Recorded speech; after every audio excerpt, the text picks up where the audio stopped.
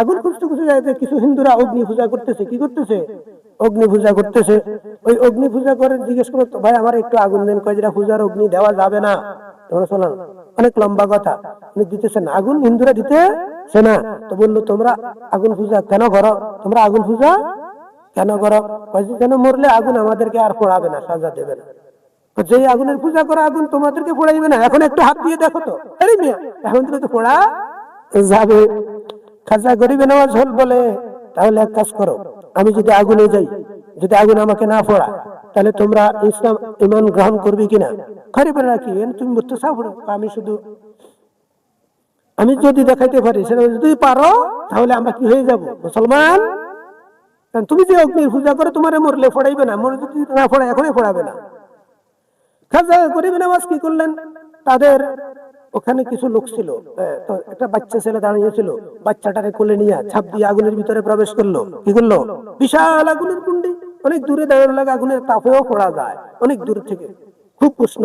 সেই আগুনের ভিতরে খাজা গরিব নওয়াজ ওই সন্তানকে নিয়ে আগুনে প্রবেশ করলেন। ওই মানুষগুলো চিৎকার চেঁচামেচি করতেছে, হায় হায় এই লোকটা তো পাগল হইলো, ও নিজে মরলো, আমাদের সন্তানকেও মেরে ফেললো। কিছুক্ষণ পরে আগুন যখন কমে গেল, খাজা গরিব নওয়াজ তার ওই মহিলা সন্তানটাকে নিয়ে বের হয়ে আসলো। দেখা গেল একটা পশম পর্যন্ত পড়ে নাই। সুবহানাল্লাহ। কি করে নাই? এখন ওই বাচ্চাটাও নাই। এটা কি করে সম্ভব? বলে শোনো, তুমি যদি আল্লাহর হয়ে যাও, প্রকৃত আল্লাহওয়ালা হতে পারো, আগুন তোমাকে কেন আমাকে কেন, আমার সাথে যে সন্তান ছিল সন্তানকে পোড়ার ক্ষমতা রাখে। এই জন্য খাজা বাবাকে অনেক ভক্তরা এই জন্য ভালোবাসে, কারণ খাজার সাথে যাদের ভালোবাসা মহব্বতের সম্পর্ক থাকবে, তাদেরকেও অগ্নি স্পর্শ করতে পারবে। এই যেহেতু খাজা যাকে কোলে করে নিয়েছে, এটা এখন মুসলমান না, কি না? কিন্তু খাজা তাকে কোলে নিয়ে আগুনে প্রবেশ করেছে, আগুন তাকেও স্পর্শ করে। তাহলে খাজার সাথে যার সম্পর্ক থাকবে, তাকে আগুনে পাইতে পারে জাহান্নামের আগুনে, সেগুলো অন্য কথা। এখন আমরা তো প্রেম ওই রকম হতে হবে। অনেক ঘটনা আছে দিয়ে। তার পরবর্তী দেখা গেছে ওই হিন্দুরা কি হয়ে গেল, যারা উপস্থিত ছিল ঠাকুরা সবাই মুসলমান হয়ে গেল। অনেক দিন হয়ে গেল, খুব লম্বা কথা, শেষ কথাটা আসি, খুব সংক্ষিপ্ত।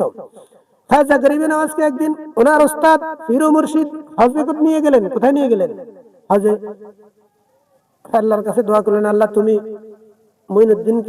হাসান মঈনুদ্দিনকে কবুল করো। আল্লাহ বলছে তাকে কবুল করলাম। সেখানে এলান এসে গেছে, আল্লাহর এলান। রাসূলের দরবারে গিয়ে যখন রাসূলের কাছেও কি করলেন, তিনি দোয়া করে গেলেন যেন পীর ও মুর্শিদ আল্লাহ রাসূলের দরবারে পৌঁছাইয়া দেন।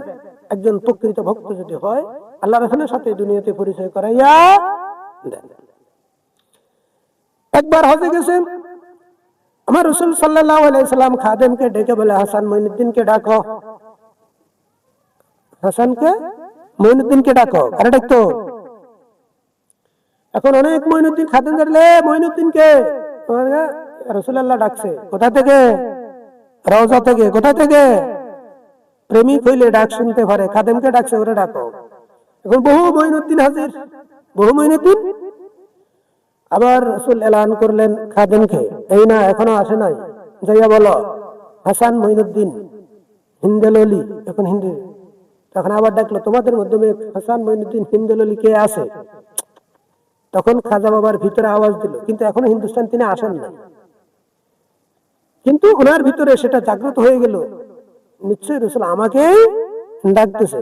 রাসূল যখন রওজায় গেল, হাসান মঈনুদ্দিন রওজার কাছে গেল, তখন রাসূল তার সাথে সেখানে কি করলো, মুসাফা করে, যে এখনো আছে।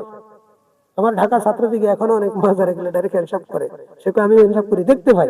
তো যাকে যে এরকম আল্লাহ দিয়েছে। তো রাসূল তাকে ডেকে বললেন, মঈনুদ্দিন তুমি চলে যাও হিন্দুস্তানের জমিনে, ভারতবর্ষের জমিনে, সেখানে গিয়ে ইসলামের দাওয়াত দাও। কারণ তখন এই এলাকা পরিচয় বাংলাদেশও কি ছিল, হিন্দুস্তান ছিল, এগুলো হিন্দু আবাদ ছিল। তিনি বললেন, আমি কিন্তু চিনি না। তখন তিনাকে একটা আপেল ফল দেওয়া হলো। এই আপেলের মাধ্যমে সে ম্যাপ সেটা তোমাকে বলে দিবে, যাও তুমি হিন্দুস্তানে। অনেক লম্বা কথা। হিন্দুস্তানে যখন আসবেন, তখন পথে ধরে ধরে আস্তে আস্তে অনেক ঘটনা হয়েছে। এক কথা বলছি না, ওনাদের জীবনে হাজার হাজার কেরামত আছে, বলে শেষ করা যাবে না। আমি শুধু হিন্দুস্তানে এসে শেষ কথা আর দুইটা কেরামতের কথা বলে আজকে আলোচনা শেষ করব।